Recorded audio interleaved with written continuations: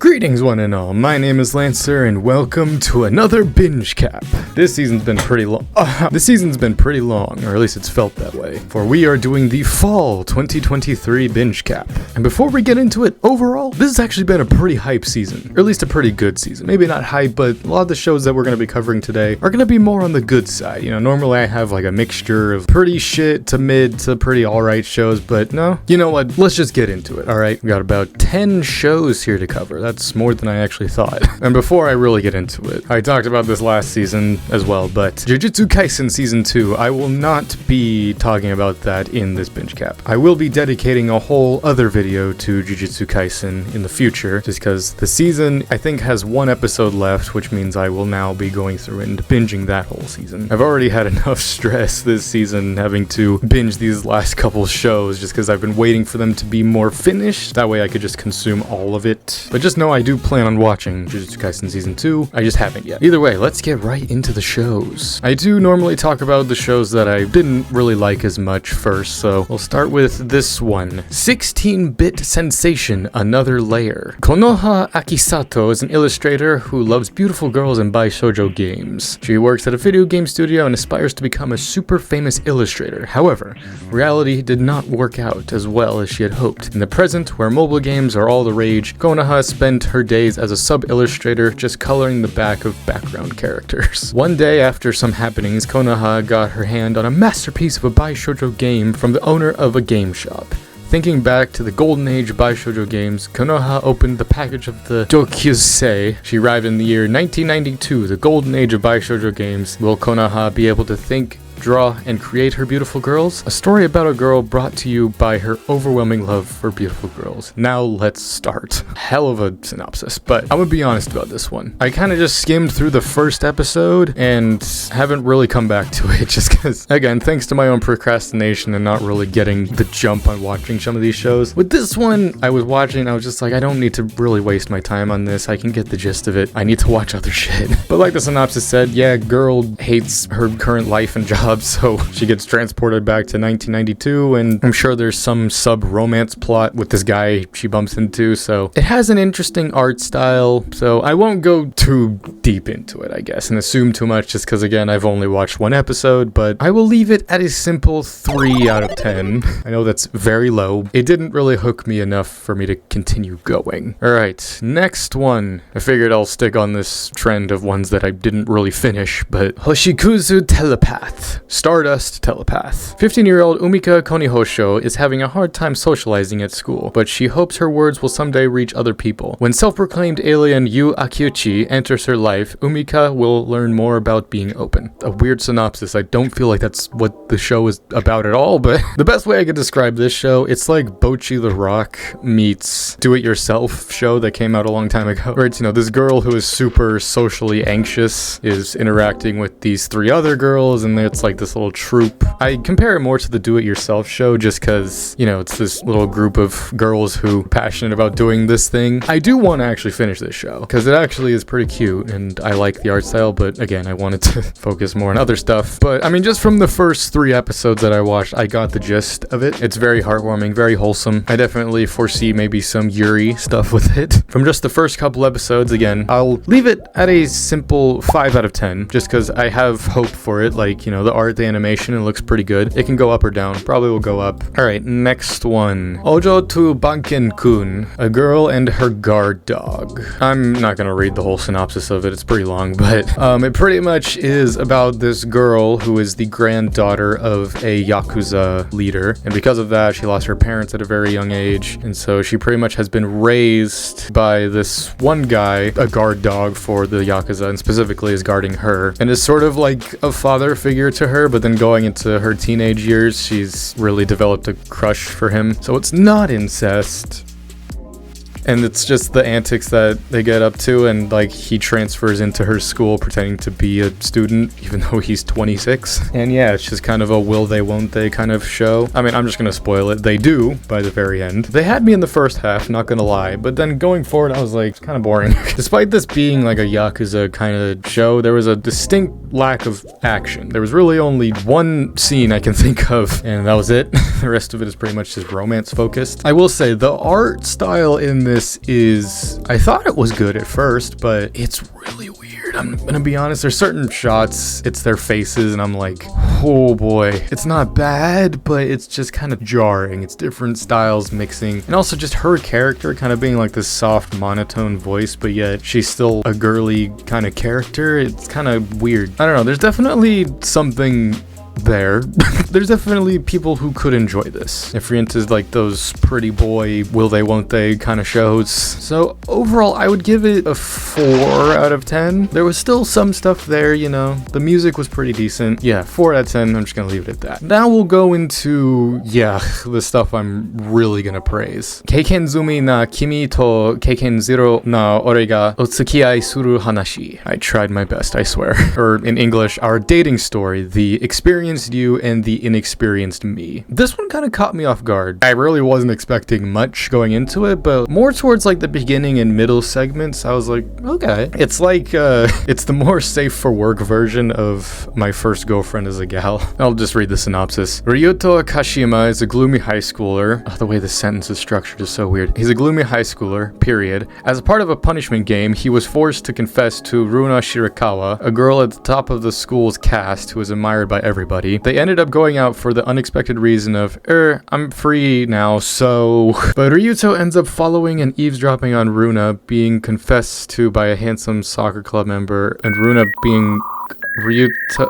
Okay, this sentence is making me have an aneurysm. Pretty much, she's a gyaru, which is, she's an, so like, yeah, blah, blah, blah, I have a boyfriend every week kind of character. And, you know, this kid who's never experienced having a girlfriend, you know, pretty much meta this, meta that, have you even met a fucking girl before kind of character. Meta this, meta that, have you ever met a fucking girl before? Again, it's My First Girlfriend as a Gal, but less lewd. Again, it's definitely gonna be one of those shows that going to the future, I'm definitely just gonna forget about. I don't know, it was heartwarming at parts. You know, their relationship was definitely a lot more wholesome than, again, My First Girlfriend as a Gal. Like it says, it's just like, it starts out with the girl just being like, yeah, sure, I have time, why not? So then, by the end, you know, they genuinely love each other, and it's nice. As a romance buff, specifically romance anime, it was nice. So, I would give it a 6 out of 10. I'm definitely going to forget about it. You know, it was a nice binge. Next one. Watashi no oshi wa aku yaku reijo. I'm in love with the Villainess. This one is actually probably the biggest surprise for me this season. Of course, I clicked on this because I was like, oh, Yuri, amazing. I love Yuri stuff. But it's also an isekai, which, I mean, I was expecting that. This everyday burnt out office worker girl. She comes home every day and plays this dating sim, which takes place in this fantasy world, and then one day she just wakes up and is in the world. I kind of like that at the very beginning, where it's just like, you know how isekais work. We're not even gonna bother explaining it. She just wakes up in the sim one day. You know, how this dating sim normally works is just like, you know, she's supposed to fall in love with one of the 3 main guys, but she's just like, no, I actually really love the Villainess in this story, so we're gonna go down the Yuri route. And yeah, it kind of reminds me of the show that came out a couple seasons ago, where it does that, where instead of having the normal route in the dating sim, we have it, yeah, let's save the Villainess's life. I don't know, I like this one a lot more. I've talked about it. Normally isekai is not really my cup of tea. I like this structure of isekai more. It's not necessarily the adventure isekai, it's more you're reincarnated in this school, and it's a fantasy thing. I don't know, it just really hooked me with the relationship between these 2 characters, you know, this girl who obviously has knowledge of this whole world, and as such she's kind of OP, but I do like that, like, when she has to battle certain characters, it's clear that she's actually not the most overpowered, at the very least in terms of magical abilities. So I liked that at the very least. It made her feel more grounded, I guess. But she's overpowered in the sense that she obviously has knowledge of the entire world and whatnot. Again, the real heart and soul of this is like taking the character of Claire, I keep wanting to say like how she says in Japanese, Claire, who is obviously, you know, she's a villainess, so as such she's also a tsundere, which of course is really fun. And it's of course by the end where eventually, you know, she's trying to make this character who's so obsessed with her be like, just go away, just stop, and she keeps confessing her love. So by the end, even though it ends in a very tsundere fashion, they end up together, more or less. There's certain scenes in it in which it's like, it has a pretty decent conversation about like, so Ray, are you gay? Straight up, like, the characters ask her that. Wow, we're really having this conversation, huh? Wow, I mean, cool. I mean, it's topics and stuff that's not really delved into in anime that much. She doesn't necessarily say, it's like, not that I'm gay, it's just, you know, I really love this person. It was a really mature conversation considering the show that we're in. It was an interesting world to delve into. If there's never more of this, I mean, I'm fine with that, because the way it ends, it's like, yeah, cool, it's a simple one-off thing. So I will give this an easy 7 out of 10. It was really good and actually very surprising. Okay, I did say that that was the biggest surprise of this season, but nah, I'm gonna talk about probably actually the biggest surprise, at least for me this season. That being Undead Unluck. So, how do I even describe this? Pretty much, this show takes place in a world... Shocker. Okay, because I'm still not exactly sure on like the lore of it, and that's honestly why I love it. It has like a pretty deep and rich lore, where these like concepts of stuff like death and luck. There's certain people who exist in these worlds who are called negators, which pretty much they negate that. Like, for example, our two main characters, Fuko and Andy, who is later called. Fuko has the ability where if she makes skin-to-skin contact with somebody, even for a second, she drastically negates the person's luck, which in this show, it pretty much is showcased that the person will all of a sudden just get hit by like a car or something, or they'll get shot or hit by something randomly out of nowhere, pretty much almost immediately leading to their death. She eventually comes into contact with another negator who is undead, who is someone who pretty much is immortal. So when she touches him, he gets hit with a lot of these stuff. He gets hit with a fucking meteorite at one point, and so he becomes so infatuated with her, it's just like, you may be the one who can finally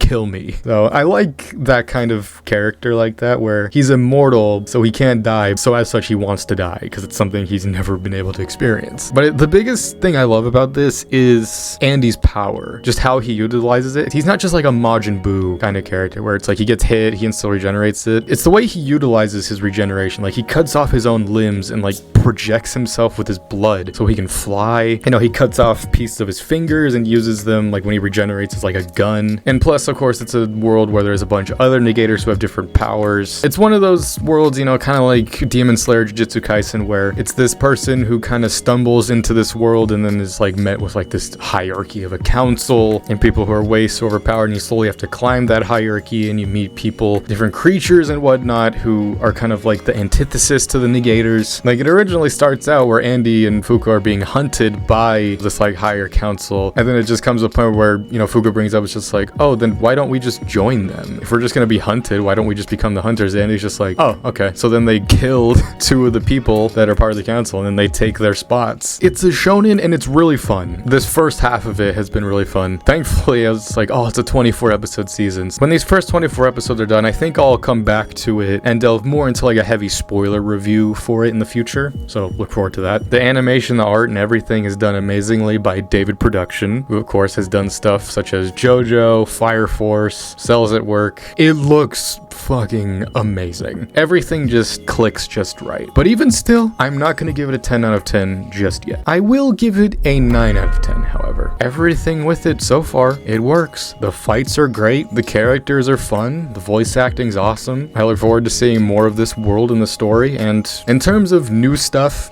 this has absolutely been the biggest surprise for me. And if I am to recommend anything in terms of new stuff that's not like sequels or anything, I absolutely recommend you watch Undead Unluck. Now we're gonna delve into some sequel seasons. We're gonna talk about some season 2s, because there was a good amount this season. I'll start with Spy Family season 2. I know technically we already have season 2, but again, the part 2 was more core 2, but this is like the official like season 2, which makes me wonder, are we gonna get a core 2 of season 2? I hope so. And man, Spy Family, it's just so fun to just jump into this story, man. I will say though, I don't think I liked this season as much as I did Core 2, because Core 2, like, it had some very fun one-off stuff, but also like I think it advanced the story a lot. Whereas this season, yeah, there was story progression, but it wasn't nearly as much. Again, there's one more episode that might be the big like story cliffhanger episode. The main chunk of this season was the cruise ship arc, which was mainly a Yor arc, which I actually really did enjoy because it was very gruesome, man. Like, I mean, of course, it's Yor. She's an assassin. We actually got to see Yor challenged. Like, she was very battered and bruised, and it showed just like her family has affected her more than she's thought. More than anything, yeah, I would say that this season 2 was more Yor's season. It doesn't focus so much on Lloyd or Anya, even though, of course, they do play parts in different aspects of it. Out of everything this season, Spy Family's still the one show that I continuously watch week to week. Just because, I don't know, it's fun that way. I feel like, you know, it's my Saturday morning cartoon. I don't know where we are in terms of the Spy Family manga, and I'm not gonna look for it because, I'm gonna be honest, I want to stay clear of the manga. I want to experience it through the show. You know, it's one of like the newest big shows that have come out in recent times in which it's like, hell yeah. I'm pretty sure though the manga has ended. I don't know how it ends. For all I know, we're probably like barely a quarter through the story. Or maybe we're halfway, or maybe we're close to the end. We'll never know. Or at least I'll never know. But in terms of Spy Family Season 2, I still think it was really good. I look forward to in the future, when the show is eventually done, going through the entire show again, just seeing it as a collective story. I think it's just mainly because the opening for this season hasn't been my favorite. Obviously, the first OP is really good, but for me personally, I liked Core 2's opening more than Core 1's. Well, the OP for this season, it was fire, but I found myself still skipping it more often than actually listening to it. So overall, Spy Family Season 2, I will still give it a solid 8 out of 10. It was fun getting back into the story and seeing these characters again, which I love so much. I feel like this is one I should save more towards the end, but the last two I'm going to talk about bleed more into each other, and that is the Eminence in Shadow Season 2. Oh man, I've been looking forward to this one for a long time. Eminence in Shadow was one of my biggest surprises. Pretty sure it was fall of last year, and I still am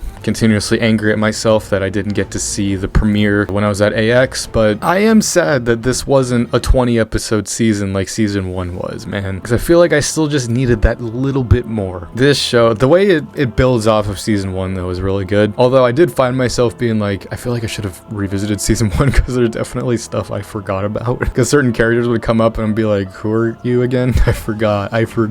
I think this season more focused, I would say, on Sid and his relationship with Alpha and Shadow Garden and the other elves themselves. I feel like it gave great development to characters like Alpha and even especially Delta. Like, she played a big role in this season. There was even one point in this season where Shadow fought Alpha, and I was like, wow, this is happening sooner than I thought. Because literally, as stuff was progressing in this season, I kept thinking to myself, I'm just like, I feel like this has to go to a point where either Sid has to fight the elves at some point, and, you know, he does. It made it clear just from that one fight that Alpha, even though she's crazy powerful, the most powerful of the elves, she's still no match for Sid. That's the biggest praise I have for Eminence in Shadow, is the fact that Shadow is so powerful. And normally that's a complaint I have with these power fantasy shows in which the main protagonist is OP and that's his entire character. It's a level of OP that can't even be comprehended. Bro goes to space in this season and creates a black hole, just casually. And the thing I love most, I think, about just Sid and Shadow's character is his indifference towards everything. The fact he just doesn't care, really. And then, like, everyone around him is just like, oh, he did it because, you know, he cares about us and whatnot. And then it cuts over to him, it's just like, I just wanted money.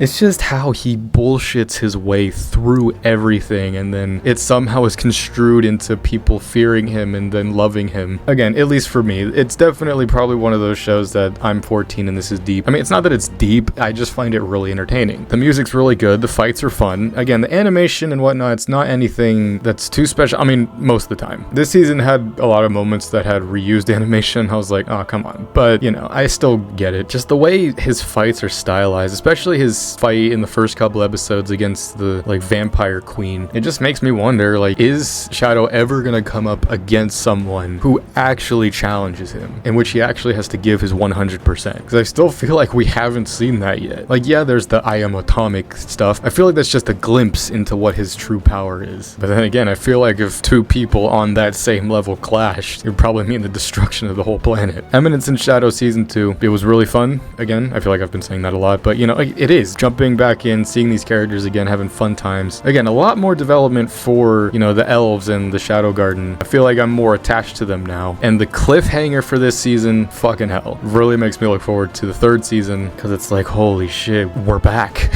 he's back. While probably overall I didn't maybe enjoy it as much as the first season, just because, I mean, I was so shocked by how much I enjoyed the first season. So I would give it still a 9 out of 10 though, of course. Really good. Now then, the last two shows we'll touch on. Again, they bleed more into each other, which is why I saved them for last. So first things first, Girlfriend Season 2. I haven't talked about Girlfriend before, but I actually really enjoyed Season 1. It was more fun than what I was expecting. I think it was mainly because I watched it around the time that I watched like Rent a Girlfriend and Domestic Girlfriend. So I was like, can I just have something good? And then I watched this and was like, oh yeah, this is what I wanted. I mean, just a brief thing here. You know, it's pretty much just this story about this guy who's insanely obsessed and in love with this one girl named Saki. Not that Saki. You know, he's just super loud, super expressive. He confesses to her every day, and then finally she reciprocates his feelings and they start a relationship with each other. But then this other girl confesses to him, and then she's just so adorable and sweet, and he doesn't feel like he can reject her. And so he decides, you know what, I'm gonna date both of you. And then comes the title, Girlfriend.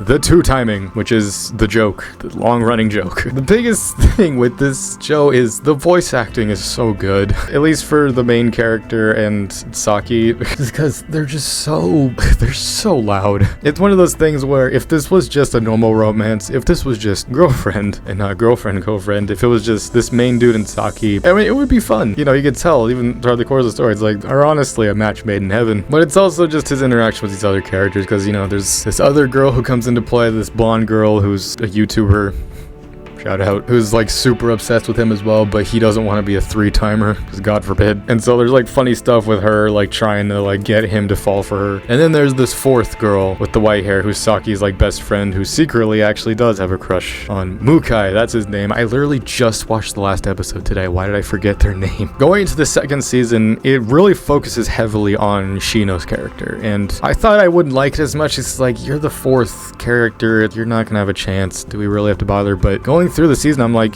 low-key rooting for you. Even though at this point in the story, you're coming in so late, so you stand no chance. It's these last couple episodes with like their beach trip that happened, which I was like, man, Shino, kind of choking me up a bit. Just because her thing was like, she's been in love with him since like the very beginning, but like she wanted to stay loyal to Saki. It's just because it's like, you know, they loved each other. But then all this two-timing stuff happened, she got involved, and then it leads to a point where she eventually becomes part of the harem. Overall, this show, the biggest thing I could praise it for is that it's actually funny. Of course, it could be seen as a thing where it's just loud equals funny, which for me, yeah, it's simple pleasures. The animation and the art, it's nothing special. In fact, it's kind of dog shit. But again, it's the voice acting, these characters. It's just funny, okay? It's a great rom-com that actually has some heartfelt, serious moments, again, especially in this latest season. And every time there's a new season of it, I'll be excited for it. Like, I was really excited when I heard season 2 of this was coming out. And man, did it not disappoint. It just still does make me feel bad for Saki, just because like all these girls coming in. It's like at the start of the story, it really was just you two, but then all these girls start coming in and you just sort of have to accept it. And overall, I give season 2 of Girlfriend an 8 out of 10. But speaking of the two timing and the harem, we now go into probably the most iconic show that's come out this season, and truly the pinnacle and ultimate harem that probably has ever been made and ever will be made. Let me make sure I get the title right. The 100 Girlfriends Who Really Love You. Oh man, god damn. I'm gonna be honest, I stayed up all of last night binging the first like 11 episodes of this season. I really wanted to wait till the first season of this was mostly done. I was kind of nervous going into this because I was like, there's been a lot of hype built up for this, so I hope it's not disappointing. And brother, all I could say is first episode, first 5 minutes really, I was sucked in. And I was like, yep, this is all I want. I mean, the title is pretty self-explanatory. It's about this dude, Rentaro, his life up to his beginning of high school. He's been rejected 100 times. And after the 100th time, he was like, you know what? Nah, going into high school, I'm gonna make sure that I finally get a girlfriend. And so he prays to like the god of love or whatever, and then the god of love literally shows himself. Don't worry, you will meet your soulmate. There is one problem though. You're gonna meet 100 of them, and they're all gonna be your soulmate. Because Because in this world, apparently, if you don't meet your soulmate, or if you don't make them happy or whatever and end up together, they die. So I'm curious going to the future if we'll actually see that. But normally in this world, you're only supposed to have one soulmate, one partner for life. But the god of love messed up and ended up writing down that, oh, this guy would have 100. 100. I will say, the first episode of this is really fucking good. No, I can't even just say the first episode. This whole show so far, as a romance buff and everything, it's everything I want, because it's literally every trope in romance thrown into one. It's honestly why I like harems. Just because you get all the tropes. You get the tsundere, you get the kudere, you get the lollies, you get the big tits, you get the yanderes, hopefully. I imagine we will, there's 100 of them. And bro, all I'm saying is, the tsundere in this, Karane, I think she probably might end up being one of my favorite tsunderes. She's a contender, man. Because right away, like when she's introduced, it's textbook tsundere. But it's like the textbook tsundere that I love. Where it's like, she's not so thorny. You know, she beats the shit out of the main character a lot, but it's all out of love. The biggest praise I have for this, it's a show that knows itself. And it knows its audience. Like, it makes fun of itself as well. It knows the tropes, it leans into them, but at the same time, it's fun. It's like the Demon Slayer of romance anime. Stuff is so bombastic. It's drawn and animated beautifully, by the way. Biburi Animation Studios? Ah, they're the quintessential quintuplets animation studio. Oh, but they're the season 2 animation. Okay. Yeah, they've done other stuff, but that's the only big ones, really. I mean, yeah, this is definitely something that's gonna put them on the map, that's for sure. It's one of those shows, though, where I'm pretty sure the manga's done, because I did read something at one point where it's like, it's a finally done, whatever. This is gonna end up being like a 10-season show, bruh, because by the end of this first season, we're only at 6, dude. That's 94 more to go. I swear, if this does some shit like the anime adaptation of The World God Only Knows, where it's like, oh yeah, we're gonna skip like some chunks of it, because it's like, you get it, you get the gist. Like, don't do that, do the whole story, please. I just hope they're not blowing their load all on this first season, like a lot of the people watching this show are. Where it's like, yes, this first season is like so good, it's so beautiful, received fairly well. You know, next season is like, if they start like easing up on it, I don't know. I mean, it wasn't really a surprise, because, you know, the hype and everything built up for it, I think it was justified. For people who hate romance anime, they'll definitely hate this, because this is everything that romance anime is, just sped run and put into one package. You know, again, coming off of girlfriend, the whole 2 timing thing, it's just the fact that these girls are just so accepting of it as well. I thought it was gonna get to a point where he'd have to explain just like, oh yeah, if I don't meet like all 100 of you, some of you are gonna start dying, and that's not good. I'm curious how the fuck they're gonna micromanage this shit, because like that's the meme with harem animes. It's like, harems, they're fun in concept, but in reality it's just a time management problem. In the words of Hondo Anaka from Clone Wars, if 1 hostage is good, 2 are better, and 3, well, that's just good business. But then adding on to that quote, anything more than that, you got yourself an army. God damn. I mean, it's fun right now just because, like, the group of girls we have, it's like, it's a good dynamic. How the hell are we gonna introduce the 94 more that there's gonna be, man? I'm gonna be sad when this is over. I'm gonna miss Karane more than anything again. I'm a tsundere simp. All the other characters in this as well have been really fun. And I look forward to seeing more of it, hopefully within the next couple years. Hopefully we don't have to wait like 5 years for season 2. And honestly, pin me to a wall and drive a stake through my heart if you want. But 100 girlfriends, 10 out of 10. I might get some flack for that, but I don't care, man. I'm a romance anime simp at the end of the day, and this is everything I love about the genre, wrapped in one. It's wholesome, it's also lewd, but it's also cool and awesome and hype. It's like the ultimate shonen, but either way. This was the fall 2023 anime season. I know I've definitely missed some stuff, but I think I've pretty much covered the biggest things that have come out this season and some of the most surprising stuff. But in terms of the winter 2023 season, what do we have to look forward to? Oh, we've got more Classroom of the Elite. I thought that show was over, but okay. Oh yes, The Dangers in My Heart season 2. Let's go. Some cool one-off stuff that looks interesting. A lot of romance stuff, obviously, because it's going to be like Valentine's time, so nothing else really big, though. The next season might be there will be some stuff to talk about, I guess. Probably more shit to talk than anything. This was my fall 2023 binge cap, the last binge cap for 2023. Hope you enjoyed it. Join me next time in the next 12 to 13 weeks when we discuss the winter 2024 season, as well as other videos of the like, be they other one-off anime reviews, reactions, and everything else that'll be coming out soon. So until next time, I'm I'm Lancer. Thanks for watching.